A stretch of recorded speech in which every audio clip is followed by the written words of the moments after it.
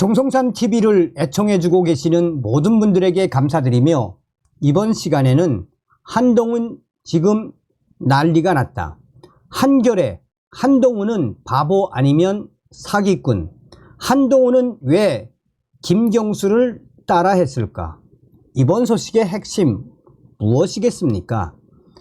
여러분들은 과연 한동훈이가 이번에 국민의힘 전당대회 당대표 경선에서 63% 압승 믿어지십니까?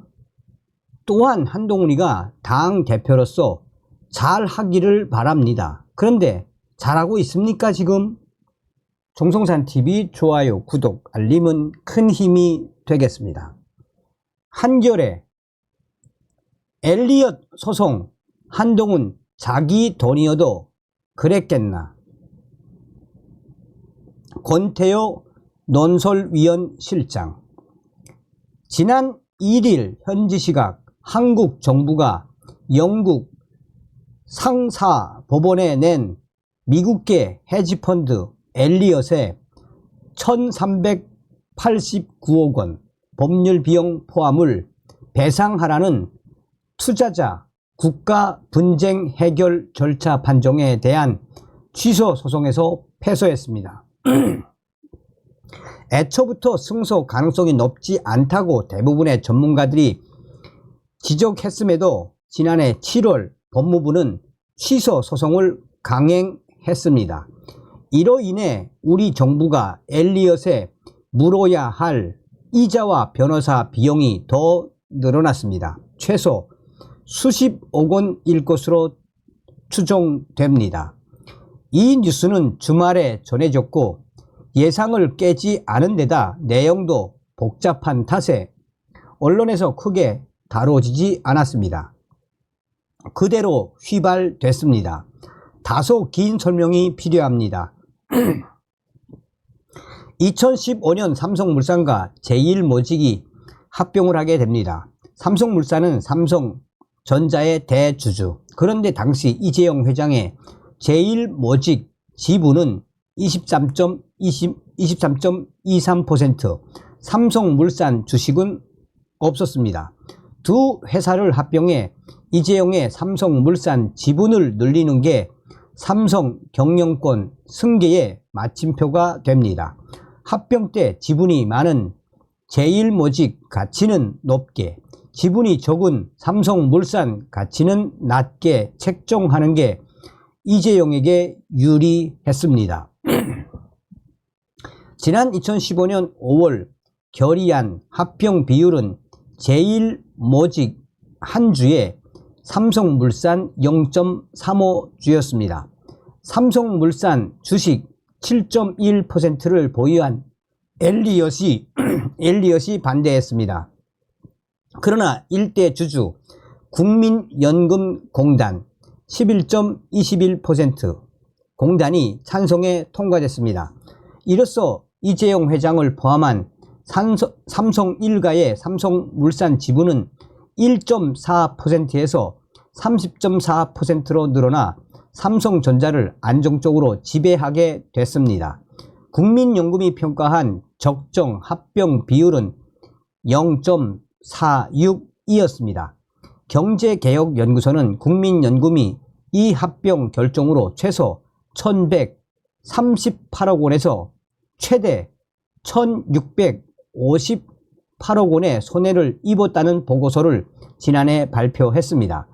장부상 계산인 이득 손실을 실제화할 순 없습니다. 그러나 어쨌거나 삼성 총수 일가에게는 유리하고 국민연금에게는 불리한 결정을 국민연금 스스로 내렸습니다. 당시 박근혜 대통령이 문형표 보건복지부 장관에게 지시했고, 이 지시는 홍완선 국민연금 기금운영본부장에 전달이 됐습니다. 이재용은 박근혜와 최순실에게 433억 원을 건넸습니다.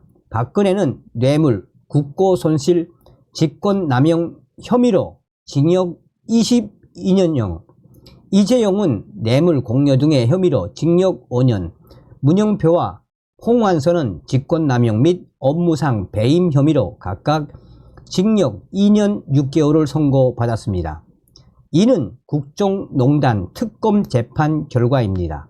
엘리엇은 2018년 7월 유엔 국제상거래법위원회 상설중재재판소에 한국 정부를 상대로 투자자 국가 분쟁 해결 절차 판정을 신청했습니다.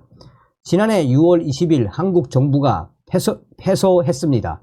한 달 뒤 법무부는 취소 소송을 제기했습니다. 대부분의 전문가들이 승소 가능성이 희박하다. 차라리 박근혜 전 대통령과 이재용 삼성전자 회장에게 구상권을 행사해라. 손해배상 청구를 하는 게 낫다고 했습니다. 당시 한동훈 법무부 장관은 이를 무시했습니다. 50분가량 이어진 기자회견에서 그는 승소 가능성이 있다. 국민 세금을 낭비할 수 없다라고 했습니다. 그가 내건 주요 이유는 삼성물산 소수 주주의 한 명에 불과한 국민연금이 자신의 상업적 위결권 행사를 이유로 다른 소수 주주인 엘리엇의 손해배상 책임을 부담하는 건 자본주의 상법상 원칙에 위배된다는 것이었습니다. 한 가지가 빠졌습니다. 국민연금이 그 결정을 온전히 스스로의 경영적 판단에 의해서 했느냐는 점입니다. 한동훈 장관은 승소 가능성이 낮지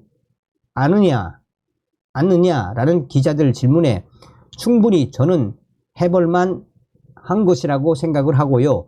최선을 다할 거란 말씀드립니다. 라고 했습니다.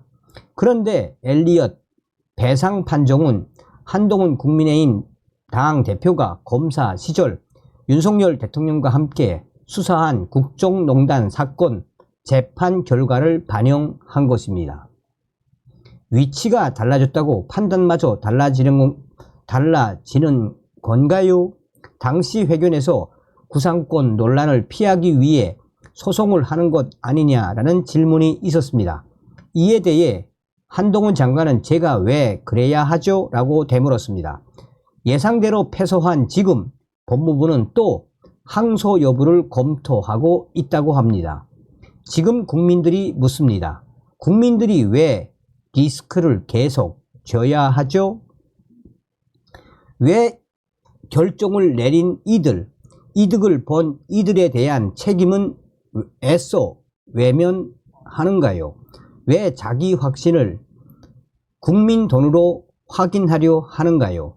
한동훈 장관과 법무부는 자기 돈으로 감당해야 하는 재판이었어도 이런 결정을 내렸을지 의문입니다. 만일 진다는 걸 알고도 소송을 냈다면 배임이 됩니다. 삼성한테 별도로 돈을 받은 엘리엇이 소송을 낸 것, 중재재판소가 엘리엇 손을 들어준 것, 그리고 그에게 돈을 국민 세금으로 치러야 하는 것 모두 다 마땅치 않습니다. 그러나 관할권을 이유로 중재재판소 판정 취소를 요구하는 소송을 내봐야 뒤집힐 가능성이 거의 없다는 건 당시에도 현실이었고 지금도 그렇습니다. 한동훈 국민의힘 당 대표는 입만 열면 유능하자라고 말합니다. 이게 유능의 결과인가요? 엘리엇 소송에 관한 한 한동훈 당 대표는 바보 아니면 사기꾼입니다. 자, 이거는 여러분들하고 같이 보면서 좀 설명을 해 드리도록 하겠습니다. 자, 국민의힘 비대위 갤러리에 김경수, 한동훈, 정호성, 그리고 고래.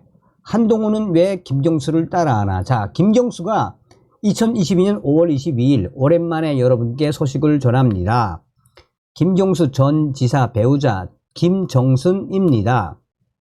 노무현 대통령님이 유독 그리운 5월입니다. 남편이 대통령님을 생각하며 정호승 시인의 시 한 편을 보내와 소개해 드리고자 합니다.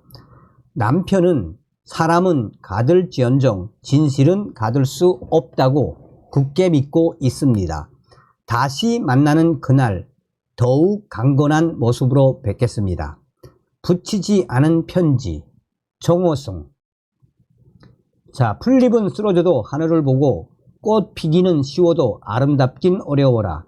시대의 새벽길 홀로 걷다가 사랑과 죽음의 자유를 만나 언강 바람 속으로 무덤도 없이 세찬 눈보라 속으로 노래도 없이 꽃잎처럼 흘러 그대 잘 가라.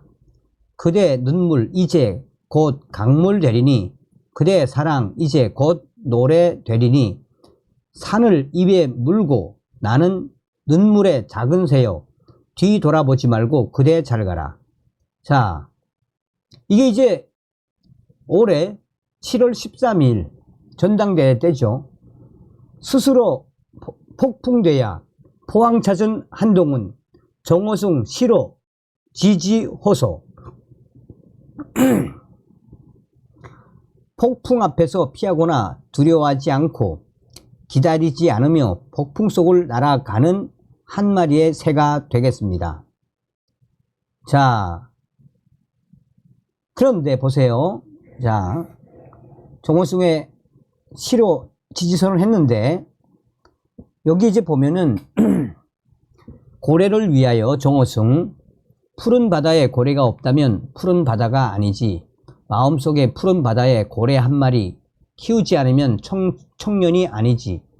푸른 바다가 고래를 위하여 푸르다는 걸 아직 모르는 사람은 아직 사랑을 모르지.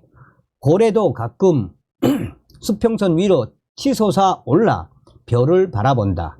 나도 가끔 내 마음속에 고래를 위하여 밤 하늘 별들을 바라본다. 자, 정호승 고래를 위하여 라는 시도 있습니다. 그런데 김경수 험한 길 함께 해 주셔서 감사드립니다. 가시밭길도 잘 헤쳐 나가겠습니다. 많은 아쉬움을 남기고 당분간 여러분 곁을 떠납니다. 여기에 이제 캡처를 딱 해놓은 게 뭡니까? 김경수가 고래, 흰수염 고래, 오피스칼. 이거 뮤직비디오 캡처를 해서 고래를 표현을 했죠. 자, 그런데 지금 한동훈의 넥타이 핀도 고래죠. 고래.